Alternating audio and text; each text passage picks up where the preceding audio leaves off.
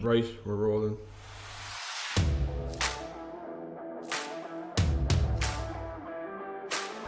On this podcast, we'll be talking about different areas of business and all things marketing. My name is Dave Doyle. And I'm Dave Alton. This is Social Antics, another marketing podcast.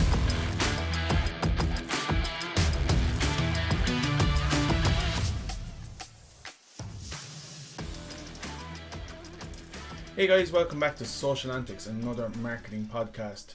Week 11. Dave, you finished coffee? Yeah, I finished the coffee just about. Didn't Yes. want to make any noise. Rushing me to finish me fucking coffee. Working all day and I can't even drink me coffee before the podcast. Working hard. How is work going? Long few weeks, you know yourself now at this stage of the year. It's not so much that there's new projects coming up, but you're looking to close off projects and people are very, very anxious. Coming out of COVID with the vaccines starting to be rolled out, that next year needs to be a big year for a lot of companies, and people are coming now looking for plans to be in place so that they can get up and running probably from February onwards. It is that kind of time of the year that, like, you know, you had loads of plans set out and projects set out and shit, it's Christmas, you know, get it going now. It's this time again, like, do you know what I mean? We said we do, you look back in the year and go, right, well, I got 20% of what I planned to get done, like, do you know what I mean? Yeah. And especially now, like, it's been crazy, like, most people spent the year firefighting, Yeah. so any of the stuff that they were looking to do in terms of growth just went out the window very, very quickly. Now there's been a lot of big winners as well. The delivery companies, like Uber, Just Eat, so on and so forth. The retailers, in terms of the big retailers, doing very, very well. Obviously, Amazon doing very, very well. Like, you mean, for a lot of these businesses, it was the perfect storm. Like, if you take Amazon, the absolute perfect market conditions is when all your competitors are closed and the only route that consumers can order stuff is via online, and you're the biggest player in the marketplace. Like, so marketplaces expanded and contracted as opposed to businesses, but obviously all rising tide raises all boats, right? So a lot of businesses doing really, really well. And how much fun you had depending on what industry you were in. Oh no, absolutely. Like, again, if you take a delivery company, I would say like an Uber Eats or a Just Eat or something like that, you were in a situation whereby people could not eat out. Mm-hmm. So therefore, if you were to order, a consumer had only a choice but to order online, and you were taking your 20-30% commission off of that.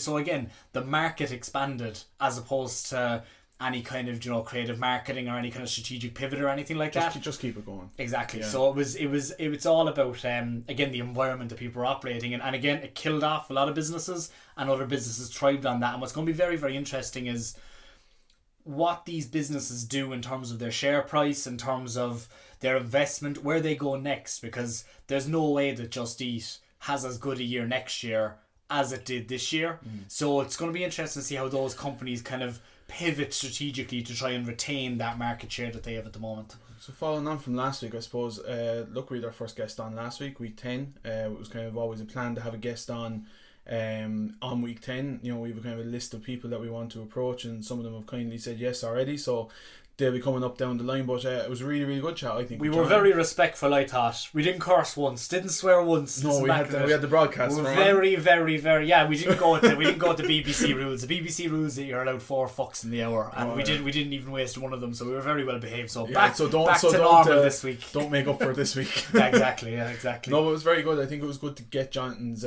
perspective on a lot of that kind of thing that people wouldn't normally hear, I suppose, you know, on that side of things. Well, that's what you need to do. I mean, for me, being in business is not just about the operational stuff. It's about the operational side of things, the strategic side of things, and the societal side of things. And you need to have some understanding of how that trifecta kind of works together. You need to understand society because you need to understand the impact of your decisions. We'll talk a little bit about that in a minute in terms of Just Eat, but in terms of the impact of your decisions, and particularly in marketing, the decisions that we make as marketers do have a real impact on the world, particularly for corporate brands and consumer brands.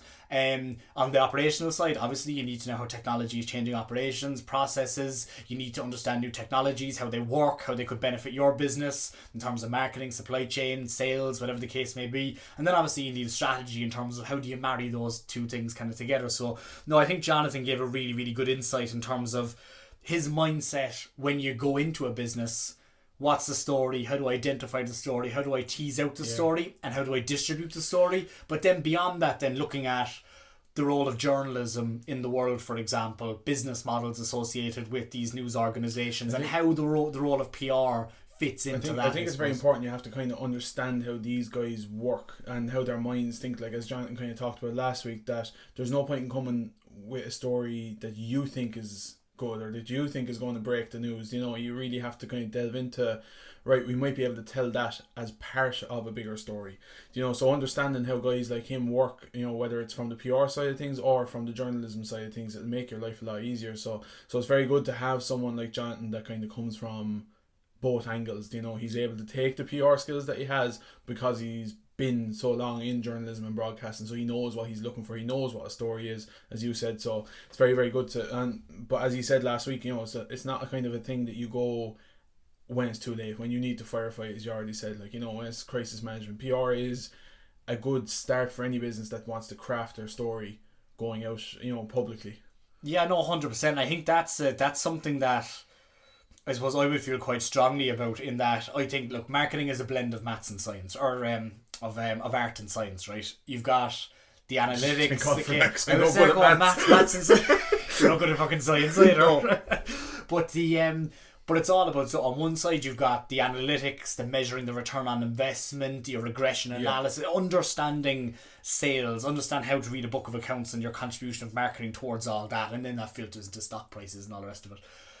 But then on the other side, then you've got the art bit, which is the story, or that brand building bit. And what we probably don't do a huge amount is that it's easy to talk numbers, right? Whereas disarticulating stories in terms of, like we did a couple of weeks ago with the Christmas ads, disarticulating and breaking down stories and how they're told, and understanding how certain things are communicated, the symbols that are embedded in certain stories, who you're talking to, how these stories are disembodied and re-embodied depending on who's actually listening to the story, and how they kind of reconstruct stories in their mind based on their own socio-cultural context. All these kind of things are really, really important, particularly when you're trying to build an international brand. I think more so than anything else. Like if you have, I think it wasn't it Seth Godin, the probably the actual marketing guru of the world? Wasn't it him that said that basically brands are no longer products on the shelf, basically, like, you know, that there is a kind of a backstory to these things. It's not just the logo that you see anymore. I think it was him that said that. Yeah, well, I mean, if you take,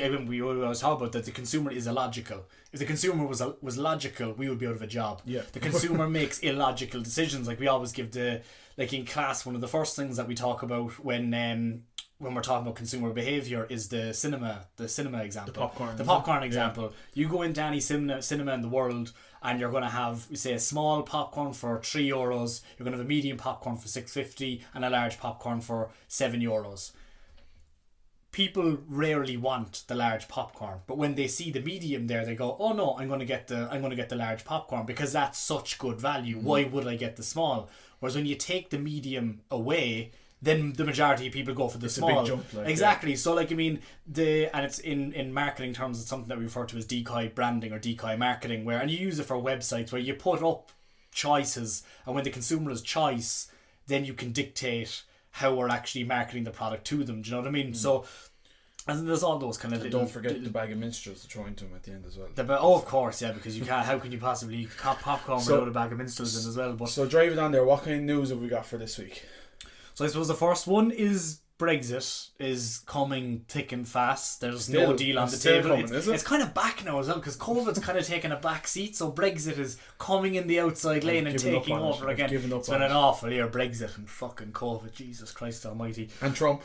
That was good. That was kind of that was a fairy tale come true in the end, even though he still hasn't conceded, this stupid prick. But anyway, so the stupid president of America. So the beeping. But in terms of Brexit, so we're starting to now really understand the impact that Brexit may have in certain situations. So just this week, I believe that Amazon, and I didn't get the notification, I didn't see it, but I heard that Amazon sent kind of an email out to all of its Irish customers going, if you order from Amazon .co.uk, you're going to have to pay an import tax on that. That's not something that was kind of came into people's mindset before. That's not going to just impact Irish consumers, it's also going to impact British businesses. Do Irish consumers go elsewhere? Do they go to Amazon Germany or whatever the story is? So is there a potential there for, and more so I think, like we give Amazon as the example, But the likes of JD Sports, any of these kind of e-commerce brands the that you that would buy I work from online. for, we sell into the UK via the coffee roasters. We sell machines and coffee across the UK, and I've gotten a few phone calls of people saying, "Is there an import tax? Do we have to pay customs when they get in?" And so far, up until maybe it's starting to look at it now, but up until now, no, there hasn't been anything. Yeah, so I'd say, and people are confused. I am not an expert on Brexit by any stretch of the imagination. But these kind of things are starting to impact business in a way. Another story, just as an example of that, Tesco are stockpiling in the UK long life products because they feel there could be a shortage if there's any delay on a deal around Brexit. And reports from Stena, who are the shipping company, basically said versus this time last year, there's been a 19% increase in the amount of freight travelling from between Ireland and Ireland and the UK. And again, that's people buying up produce basically, not just Ireland and the UK, Europe and the UK as well. So these brands are now starting to stockpile based on there could be shortages based on Brexit and based on what might happen. So yeah, businesses are kind of struggling a small bit. Same with Honda. Honda said that they're after actually halting production on certain vehicles because they don't have the parts. It makes it even interesting from a marketing point of view. Like, up until now, we would have talked about maybe brand building or whatever, brand awareness, or purely marketing and advertising. We would have looked at the UK as a market as well. Like, so now when it comes to it, do we just kind of slice down the middle and kind of forget that side of the... Well, you can't, right? Because they're the closest neighbour, right? The amount of imports that go there, or the amount of exports that go there. So, like, you can't, but I suppose it might make people think a bit more globally. In terms of where you can actually ship to, and again, there's costs associated with that. Like, if you're just even a small stupid example, like if you were a clothes manufacturer, you were selling into Germany, but you now have to translate your site into German. You saw it a couple of years ago with the rise in or the innovation and then the rise of like Parcel Motel. People found they were getting charged left, right, and centre and charged in euros and pounds and all this kind of stuff. So what we do, we find the back door in basically, and we deliver it in through the north and then down, whatever way it comes in, but I thought that was a great innovative thing at the time. Like, something's going to come down the route. Yeah, and I think it's one skill that probably marketers are going to have to become more adept at, I suppose, over the next couple of years, is being more attuned to the supply chain and where different things are coming from, what the taxation is going to be, what the channels are, what the consumer mindset is vis-a-vis the extra charges that they're going to have if they're exporting or importing from certain places. So no, it's going to be interesting, but I think that's something that a lot of businesses are going to be taking stock of soon, is sitting down and going, right, how much business do we do in the UK, what's the price implications, and even the fluctuations with sterling, for example, could be a lot greater than they were previously. So we just don't know. We really don't know. And again, I don't profess to be an expert on Brexit by any stretch of the imagination, but there are going to be challenges. And even one area that would be quite important to me, given my role as a director of a football club, is that there was a FIFA ruling brought out during the week where basically players under the age of 18 now cannot travel to the UK. Basically, they have to stay here. So for Irish clubs looking to export our best talents, you should now get higher transfer fees because they're going at a later stage in their career development. So when they're hitting their level, exactly, when they're hitting their peak, exactly. And you'll also have that UK clubs will probably be less likely to take risks on players coming over due to, again, the increased pressure in terms of what they're going to have to pay. So no, it is going to be quite interesting to see how these businesses, football clubs in this instance, pivot with these new rules that are out there. And I don't think a lot of people, again, are aware of some of these things yet. If you take the majority of people who voted for Brexit, a lot of them would have been working class people. A lot of the football supporters that would attend games would be working class people. A billboard which says you can't import or you can't import, it's a terrible word, you can't sign players until they're a certain age. Again, that would have raised alarm bells at people. So it's just interesting to see the manifestation of what Brexit is versus what people said it would happen around the campaign. Well, before kind of the whole COVID nightmare kicked in, we were seeing a lot of, say, workshops or day basically workshops from the local councils, local enterprise offices, all this kind of stuff around Brexit proofing your business, getting ready for Brexit information. Obviously then COVID kicked in, next thing it was all like online e-commerce, you know, that was all the training of the time. I think we're probably going to see a lot of that stuff coming back in now over the next couple of weeks and hitting into the 100%. new year. I'm not looking forward to it because it's fucking boring. I'm bored. I'm sick of COVID. I'm sick of Brexit. We need something just interesting. like, oh gee, yeah, we move on, right? I'm sick of talking about Brexit. Exciting there. Yeah, let's talk about something that we know about rather than trying to talk about something that we definitely don't know about. What have you got? So Just Eat, interesting one. Food, so they lovely. announced We know food, about that. We know about food, yeah. So Just Eat announced that they're going to hire 1,000 new people in the UK, 1,000 new jobs. Now, what's interesting about it isn't necessarily that they're hiring 1,000 new people, but some of these are going to be the zero contract employees, so gig workers who they would have hired before. But unlike the likes of Deliveroo, which don't give any rights, really, employment rights to their gig workers, they're not seen as employees as such. They're seen as workers external, exactly.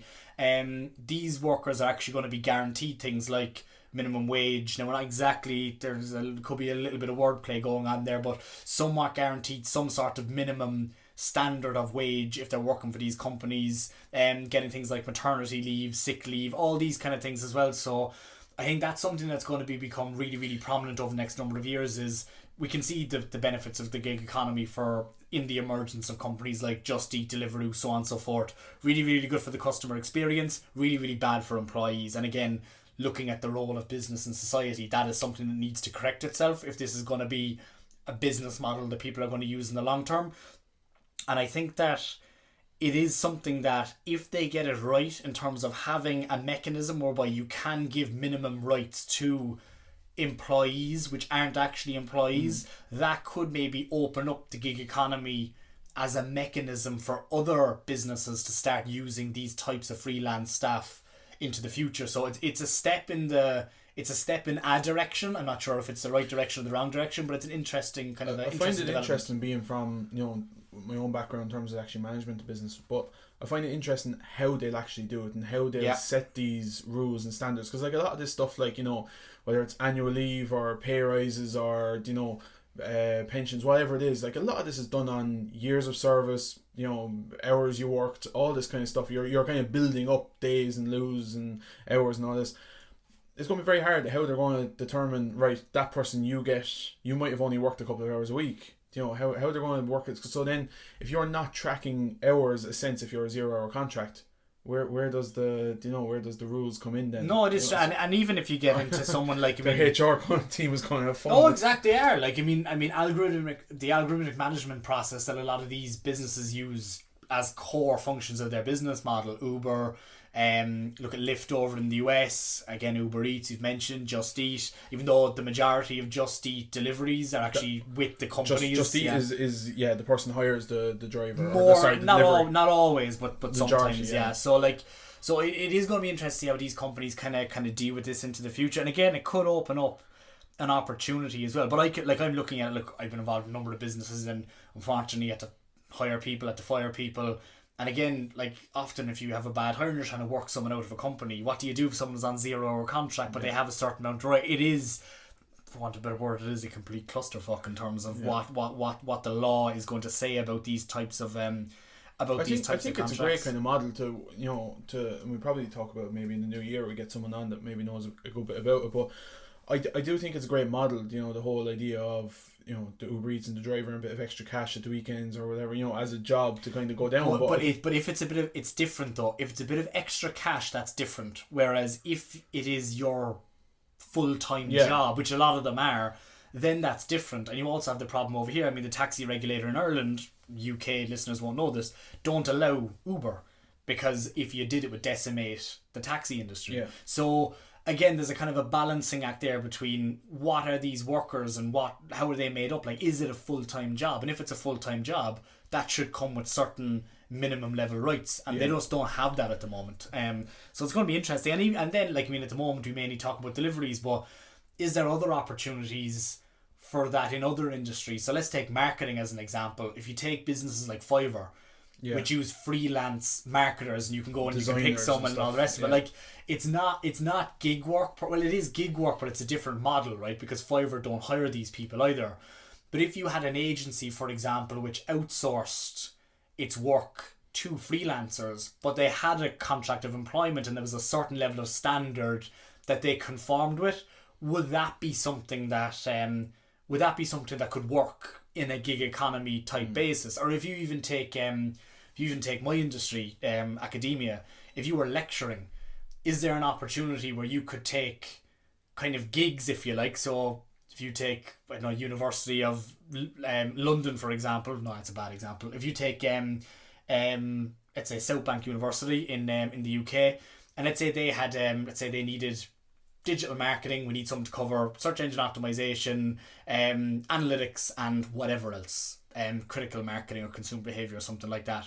These are the amount of hours going. You can do it remotely. You are not an employee as such, but again, it affords you certain rights if you weren't attached to a current university, because we all do kind of part-time lecturing anyway, but it's a different type of part-time lecturing where you could almost structure your whole career around this idea. So there's loads of different applications for this idea of gig work, but there needs to be a certain level of protection there, otherwise it's not going to be a viable career for people long term. I just find it hard when, like, as you said, like the part-time lecturing or something, which is something I've done. Like, you know, I go into this, you know, doing part-time lecturing for a couple of weeks or for a year or whatever it is. You know, you take on a certain contract. I don't expect to be given, you know, holidays, or I don't expect to be given... Yeah, but that's because you've got a permanent job. I know, yeah, and obviously, you know, someone then in my position that maybe not have a full-time job would take on a couple of these, you know, side gigs and stuff like that. But once again, you know, should you expect then, you know, that you get a certain amount of extra benefits from each company? 100%. If you have someone who is highly skilled, like, so let's say they've go back to the Just Eat thing, like, you know, if you have someone now that's going around delivering for both Uber and Deliveroo, where, you know, same as the part-time lecturer, if I'm lecturing in 2 universities or 2 colleges or whatever it is, do I expect something off those companies? Well, then that's where the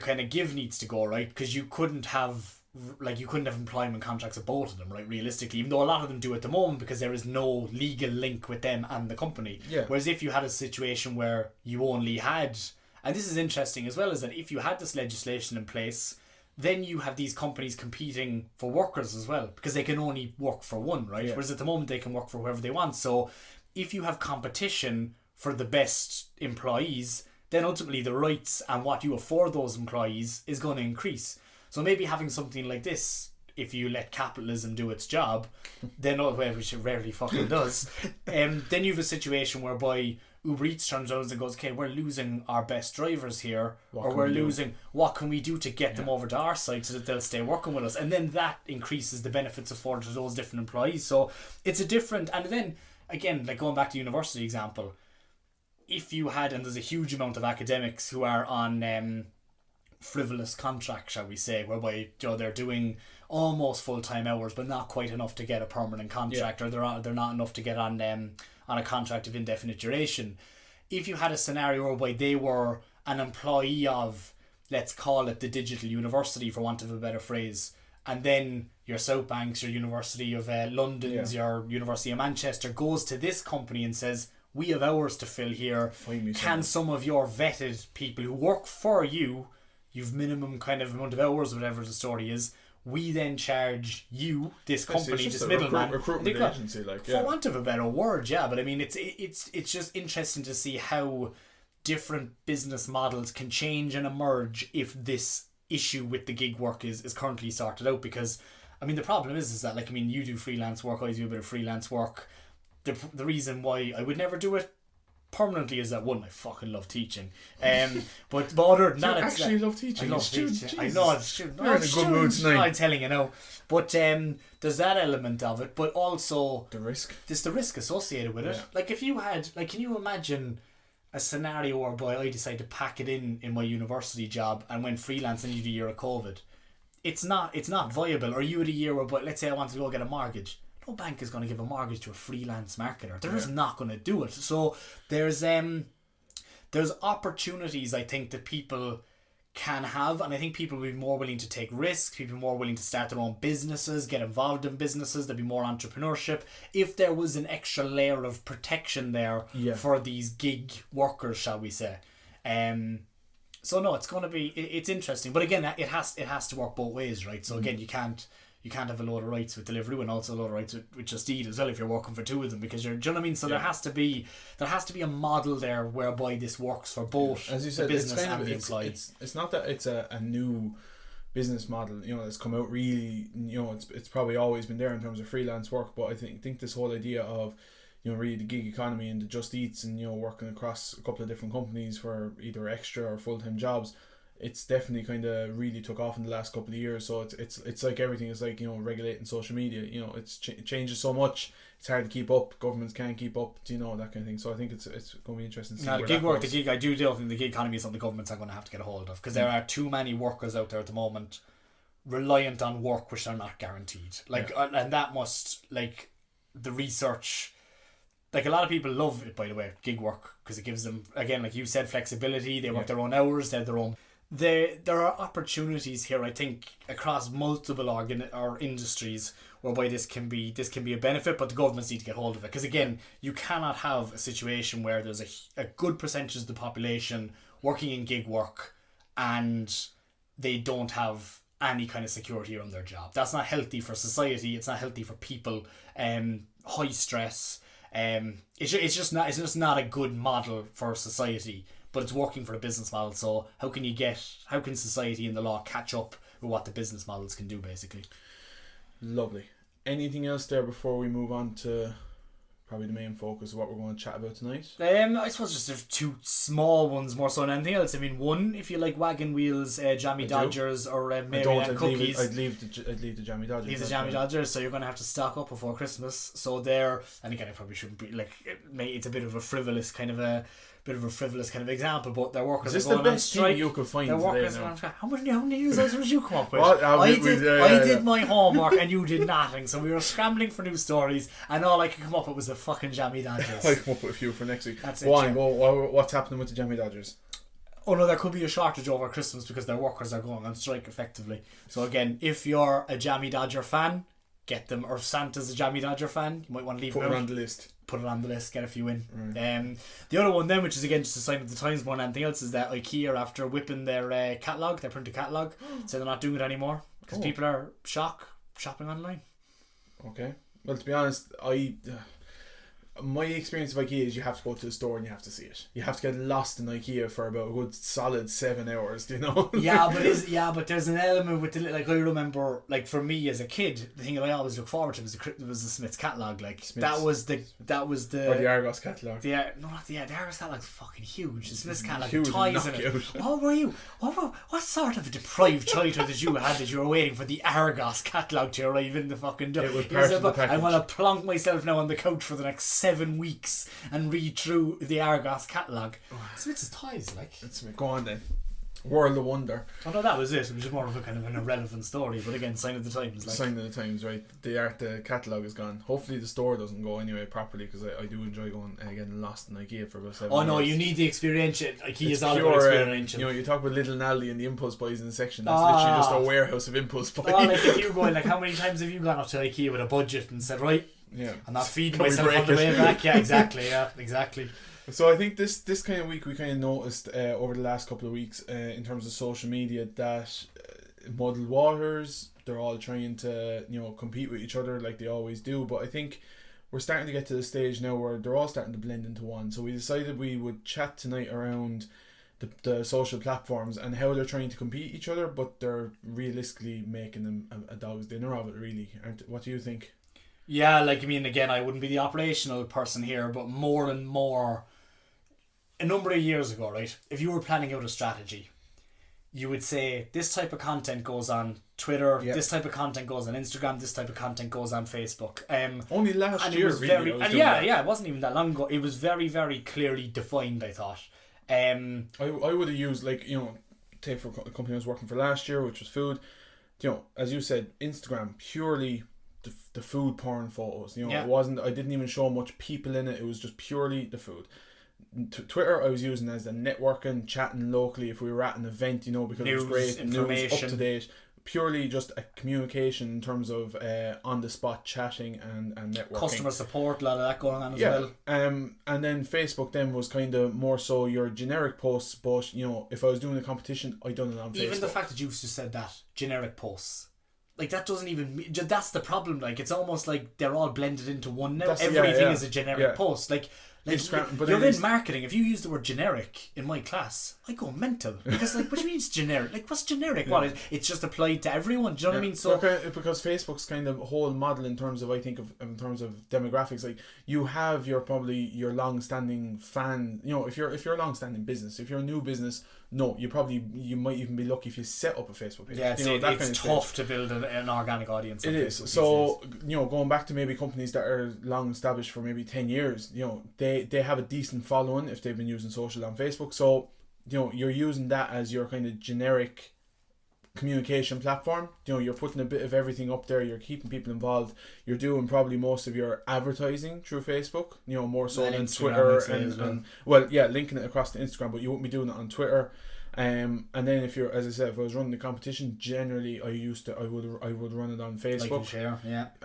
It depends on your audience, and then Instagram stories. Then when that came out, you know, that's definitely, I would have a bit more fun with that. That's behind the scenes.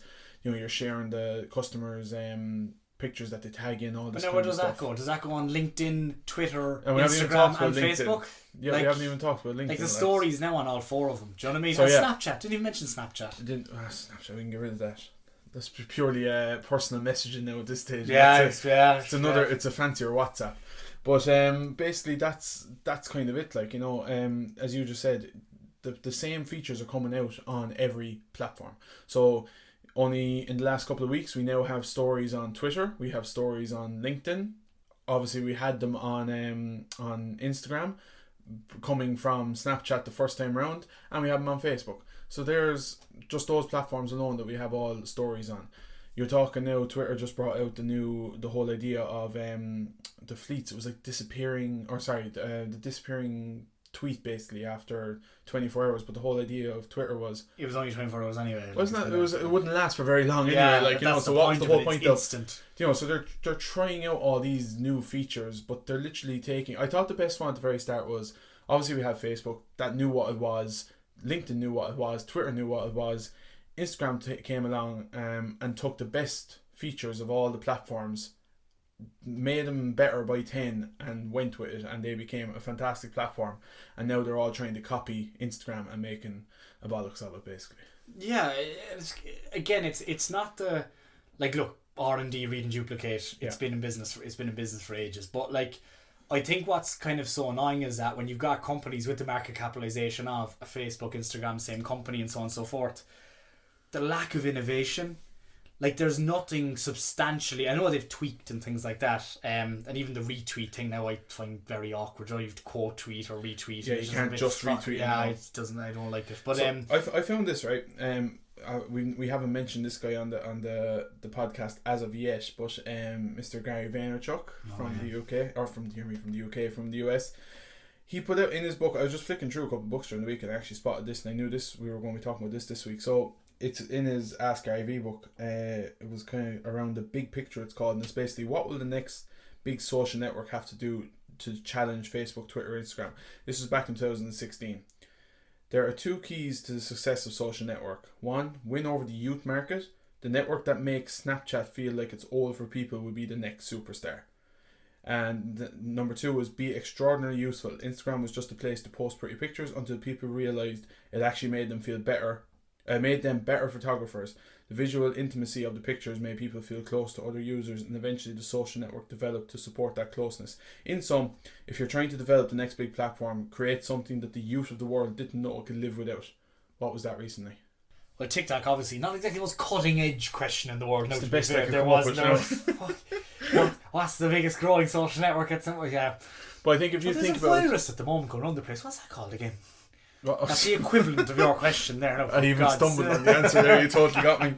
But no, look, I think it was probably the first real shaker I think we've seen, especially since Snapchat. You know, there was nothing else. There's been a couple we had, like, what was the other one? Social Vero came up. Vero, you know, you had a couple of these kind of around the place, you know. But it's the first one that's really grabbed a hold and actually took over as the most downloaded. Oh, it's genius! It's genius as a creator platform.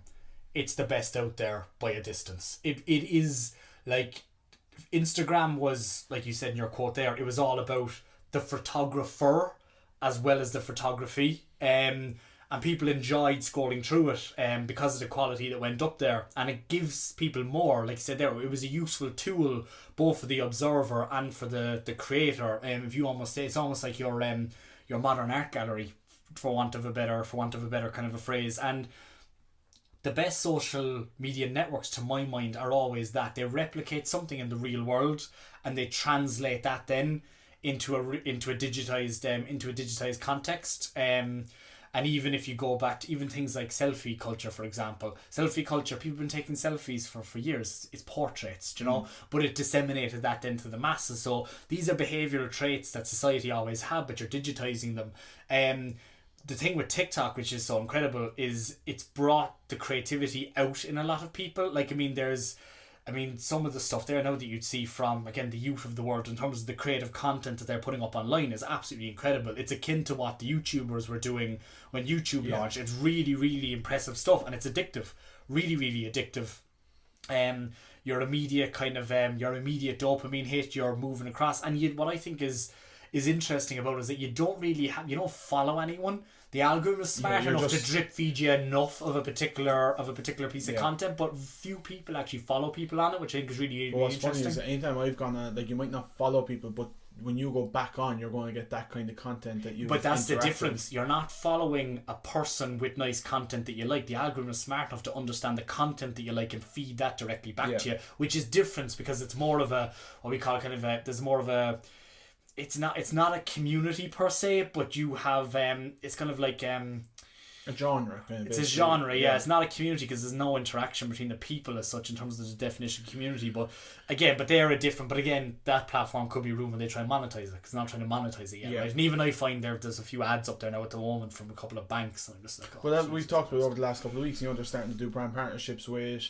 Was a Shopify, they're doing with Sony, all these is starting that whole commercial side of things are starting to creep into it like every other platform, so we've seen it with the others that ads will come in somewhere, it will ruin it, and then people come a little bit accustomed to it, and then the next platform will come on, and it's very, very hard even sitting here now thinking about what will the next big platform be, what else can possibly be done, that. Yeah, we always say that though. You wouldn't have thought of TikTok. No, you wouldn't. It's just so weird. But I think what we've already kind of said a couple of times there. But what's killing it for me is the fact that the other platforms are definitely just copying each other now for the sake of copying each other because they need to freshen up their platform. So like even LinkedIn now bringing out its stories, I think it's pointless. I really, really do.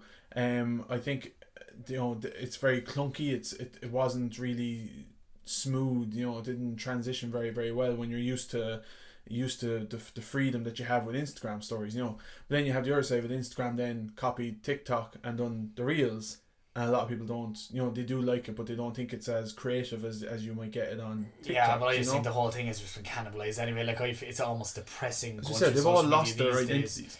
But even in last night, like, they're all becoming like, so look, social media was always a vehicle of the market. What's kind of your top platforms? Twitter, like, but the problem with Twitter is that, like, there's no, like, what I find about Twitter, and look, these are vehicles of the market, right? They're not for the consumers per se. They're all there. They're all monetization platforms. But like, what I find with all of these is they're now so commercial, and the people are so commercial. Everyone is selling themselves, and I know that was always the case to a certain extent, but now I just feel it's at the extreme. Look at what I did here. I've got this and I know it is a promotional platform for a way, but I think it's just gone to a level which is just, there's very few things on there that are personal, and all the personal things are wrapped up in something which is, do you know what I mean? There's not much, they're not very social anymore, is probably my main kind of point with them. And like I made the point with Jonathan last week. Social's almost, before you go on to that now, social's almost gone, when you talk about being social with someone, as in someone specific, that's almost gone, instead of being public, that's gone back to being private. So now we've seen the whole, thank God, we've seen the whole Snapchat model twisting, that people are not even really sending pictures anymore, they're just using the communication, that's what Snapchat's being used for mostly.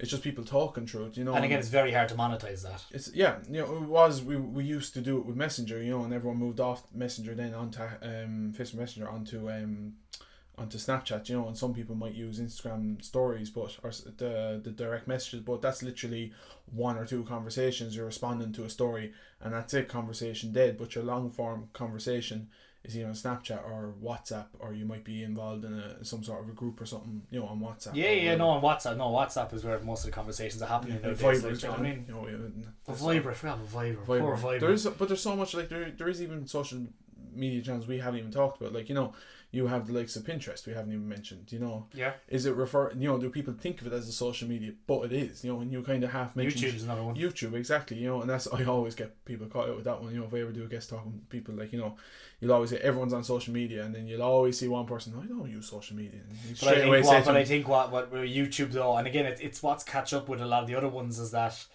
and again I would be a big fan, particularly Twitter now for example, I'd be a big fan of just verification. Everyone is who they are on it, and everyone needs to be verified. Even if there's an interesting news article pops up now, it's very, very hard to find a debate because it's just trolling. The amount of hate that is generated across all of these platforms, but Twitter would be the main one that I would like browsing. As you said, Jonathan got crippled there last week on News Talk. And they're not real people. It's all anonymity, do you know what I mean? Yeah. And I just think if the gambling companies, pure keyboard warriors, absolutely exactly. But if you take the gambling companies, gambling companies have to invest a huge amount in data encryption, safety, ID verification, all this kind of stuff, right? Facebook have, and I checked before we came online, they have $70 billion in the bank in cash.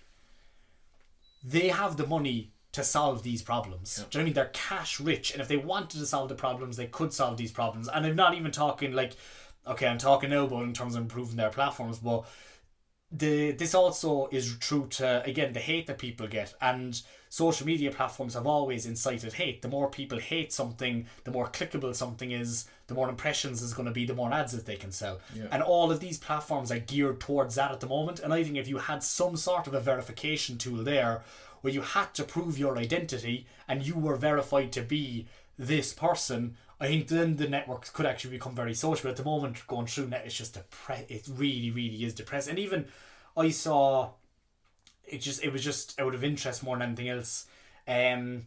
Went on to there was a thing about the 2 NHS staff that had an allergic reaction to the COVID vaccine. And it would be interesting to see a couple of academics or doctors actually discussing why this might be the case and why this is the case with most things.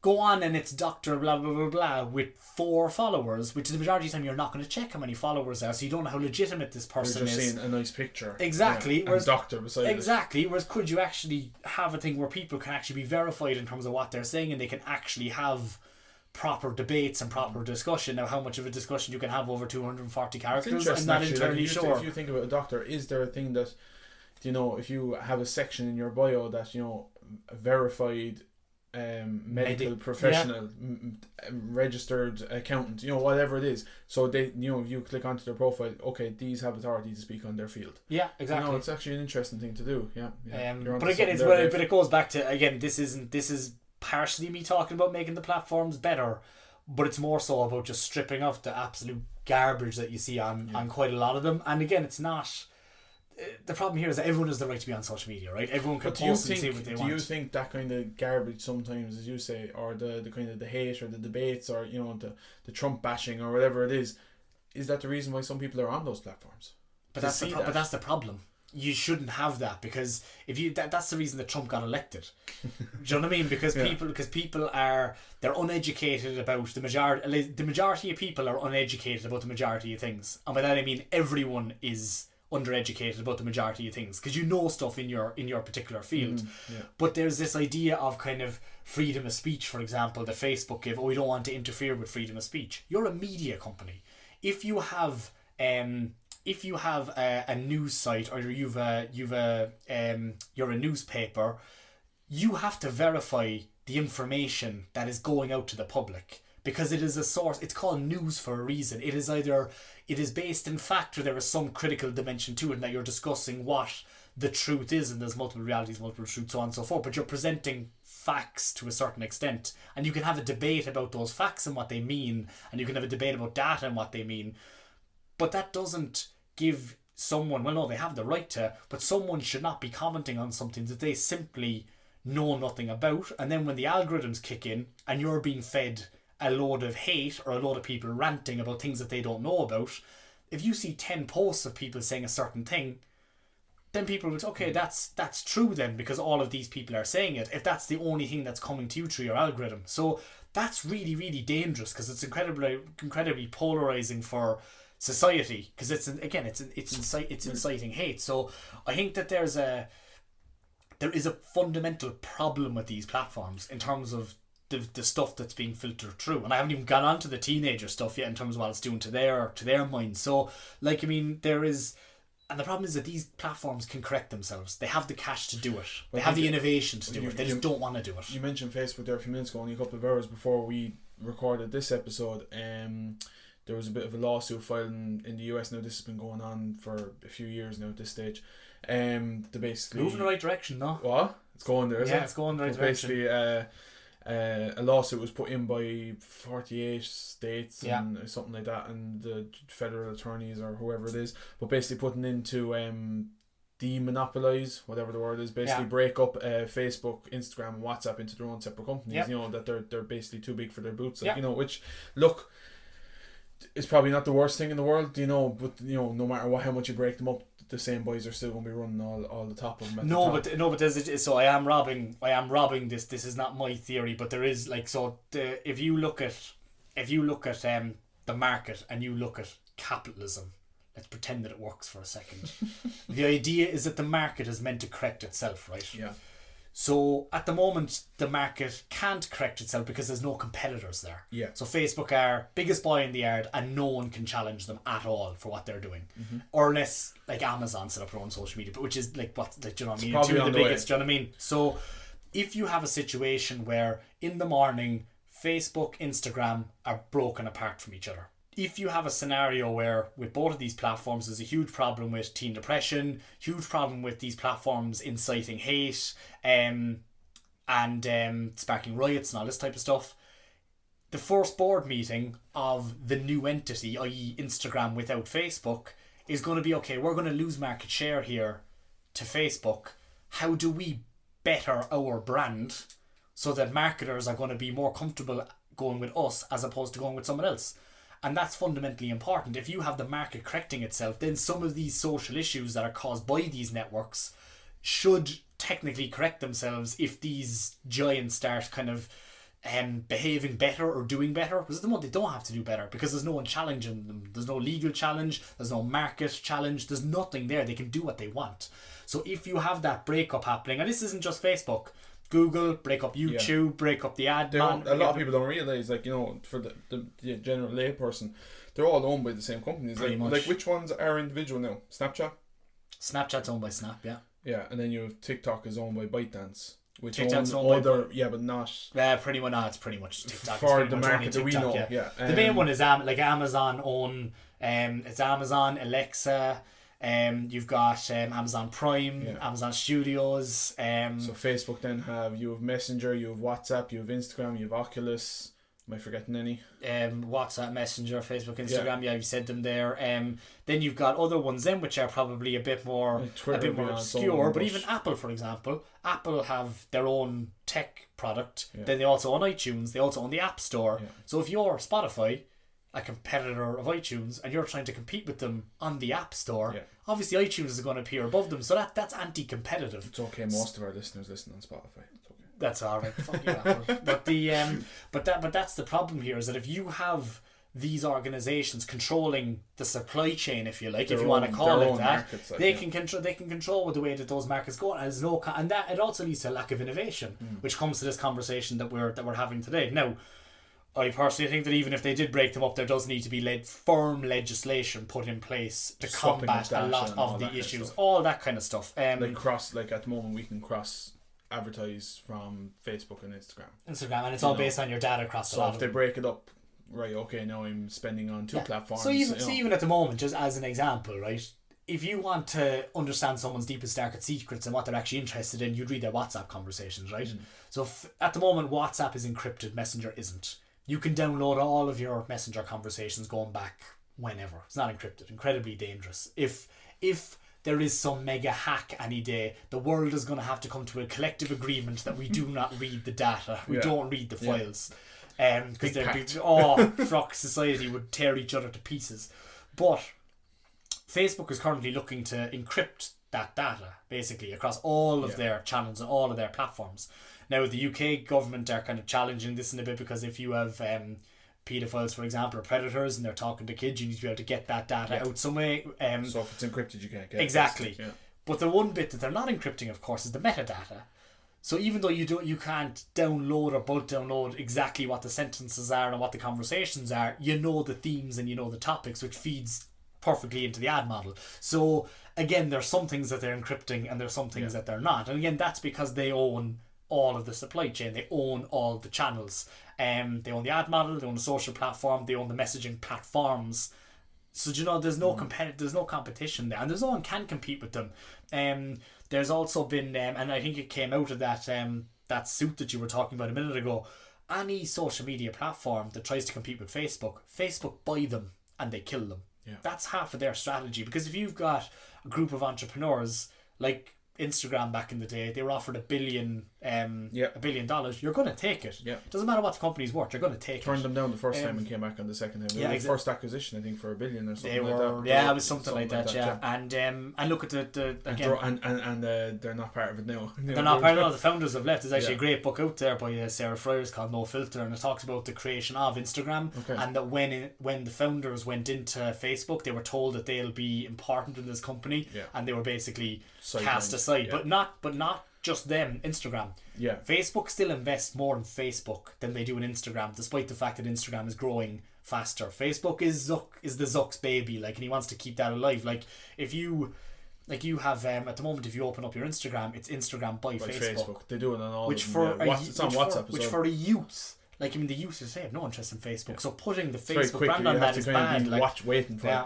But I think, look, to bring it kind of full circle, I think, look, as we kind of mentioned, they're all starting to be kind of come a carbon copy of each other.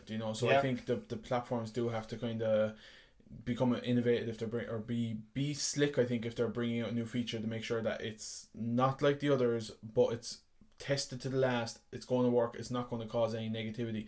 But I think if you are a business owner or a marketer using the platforms, we definitely would have said before, really focus on where your audience is, and I think that's still the case. But I think you really have to look at where you can best tell your story. I think that it looks the best, comes across the best, and to your audience. I think it's not just to the audience, though. I think audiences want to consume certain content on certain platforms. I would agree, but I think you are wasting your time on platforms if your audience is not there. So you have to figure that out first. So telling your story to the right audience. But in reality, not just because it's a good platform to tell your story in terms of it's creative, and you have a young person that's very, very good at social media and they're dying to use TikTok.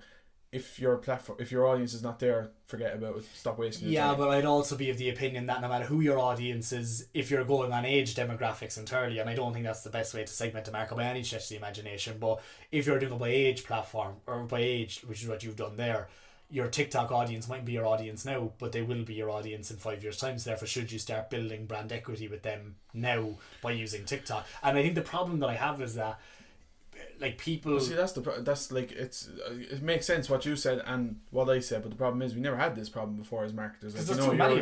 You were just radio, print, television, whatever it is. Your audience is going to be there no matter what. But now you have to think about 5 years' time. Is that marketer going to be there with your business? But it's a resource issue as well, right? Because you see, traditionally we would have said if you had a campaign, let's just say, you would chop up that campaign in a variety of different ways and then filter the different types of creative as they pertain to that campaign through your variety of different channels, depending on what the audience was, depending on how they consumed that particular piece of content.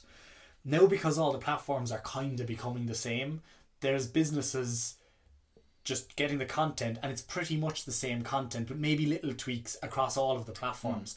And it's very, very frustrating for me as a consumer.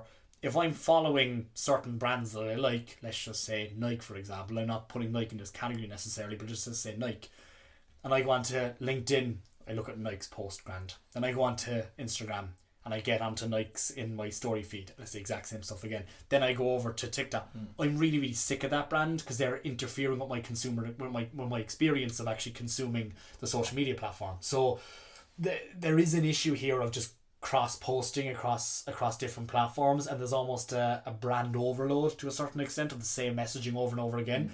If that was print media, then it would be fine, but again, if you've got your core following, it's different. It's difficult to reach that audience. So no, I'm very disenfranchised with social media, both as a marketing tool. The ad platforms are fucking incredible in terms of selling, but in terms of something to reach your consumers, I find them very, very frustrating. As a consumer, I find it very, very frustrating. And then when you look at the damage that they do in terms of them being anti-competitive, the cause of teen depression, incitement of hate, violence, all that kind of stuff, they're bad for society at the moment. And all of those things combined get very disenfranchised with them. I think as we kind of slightly mentioned. And then, by the way, we're going to go after this having me criticising him and go, we'll tweet out the Social Antics podcast. Do you know what I mean? Make sure to listen to us, follow us on social. Yeah, you have to listen to us, and this is the problem. It's our job. Like, we have to use them. That's the platforms that are there to get to the audience. Like, you know. And that is the problem, because they're the only ones out there, because there's so few of them. Yeah, I've no intention on creating videos on TikTok. Like, there you go. Like, yeah, that's it. Like, but you're doing the same shit across all the different channels. Like, do you know what I mean? Like, that's why I loved it. Like, even as I said last year, I had my way of talking on the different platforms, and it was they were starting to become muddled, but you had a kind of definitive line. Like, even take probably the most definitive line you had was when you were using LinkedIn. Oh, I have to be professional now. I can't use a smiley face. I can't do this kind of thing. Now you can use hashtags. Now you can do live videos. Now you can do stories. It all works on it the exact same as the other platforms. LinkedIn annoys me. I have to say, LinkedIn annoys me. Microsoft nearly ruined LinkedIn. I don't think so. I think it is great. I don't like the stories recently. No, I don't like their live platform. I think the best, and actually there's another bit of news that happened this week. I did have something. You didn't even let me mention it. Instagram Live is fucking fucking hell. Instagram now this we week. remember it. Back to the news. Back to the news. Instagram this week brought out that you can invite now 2 guests onto a live video with you. So there's 3 guests on a live video. So I think they've kind of copped that live is definitely what they're winning on compared to the other ones. Facebook started it, but Instagram took it over. LinkedIn trying it, I don't really like it. I think it's too clunky as well. I think everything that they're kind of releasing with LinkedIn is a bit too clunky. Like, but it's more like content for me. For me, they can't, like, I don't know, because right, people don't like their work, typically speaking. Right, they don't want to promote their work. If I go onto LinkedIn, it's either people waxing lyrical about how brilliant they are, and I do the same thing. I'm not saying I'm fucking perfect here. You're very good. But I know. Or you've got people putting up, here's my ebook. Yeah. My company has this great ebook. Go and click on it because it's brilliant. Yeah. And drive you off the platform. Yeah, and then you've got people going the classic. I hired this employee and they were in the depths of fucking depression, and I hired them an anti-fucking the Seen on LinkedIn Twitter account is one of the best Twitter accounts out there. It's absolute genius. But anyway, but the point is that it's all you promoting your fucking business. Like, whereas what I'd love is almost like experts in the area almost need to become their own journalists to a certain extent, and do kind of different things there. And that was actually an interesting thing that came out during the week is Australia are about to pass a law whereby Facebook will have to pay media organisations if the media organisation's news content ends up on their social media platforms, which I think is very, very interesting.